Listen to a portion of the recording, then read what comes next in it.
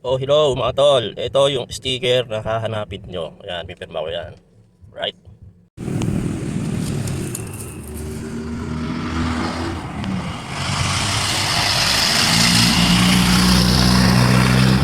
Yan, kung alam nyo itong lugar na to, andito.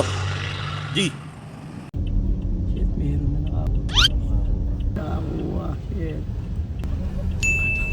Ito, pinatuan ko to. Ayun po, nakakuha. Pitang lang. Yun, salamat.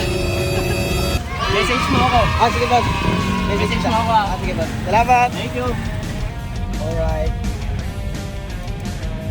So, ayun na nga. May nakakuha na ng sticker natin at ito yung mga sumunod na nangyari. Bossing, pasok mo yung motor mo. Pasok ka, pasok. Ayan, hey, at saan ka?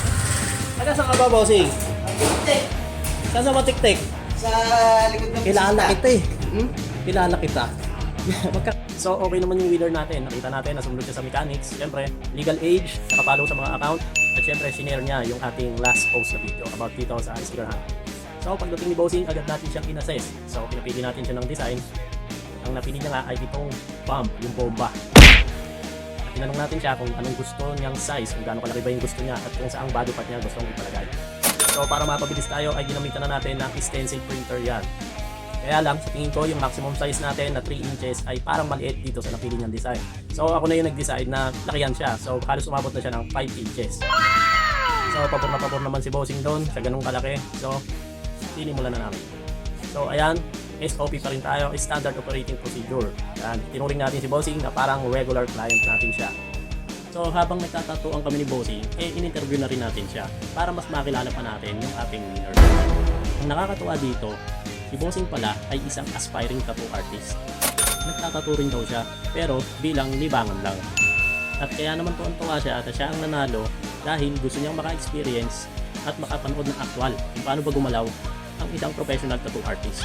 At dahil hindi naman tayo madamot sa ating mga kaalaman, ay itinuro na rin natin sa kanya ang ating mga diskarte. Nakakatuwa kasi parang nag-masterclass na rin si Bossing. Free tattoo with masterclass. Yun. Ito na yung new tattoo.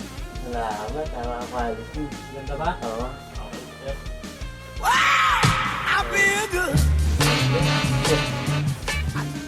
Kitang-kita naman na masaya si Sir sa kanyang bagong free tattoo. Nilagyan na rin natin ng protective film yung bagong tattoo ni Sir para iwas infection. Maraming salamat po sa lahat ng nag-participate, sa lahat ng nag-like, nag-share at nag-follow ng ating mga page. Maraming salamat po. So, abangan nyo po ang ating next sticker hunt equals free tattoo. Hanggang dito na lang po. Peace out! Wait lang, video pala to.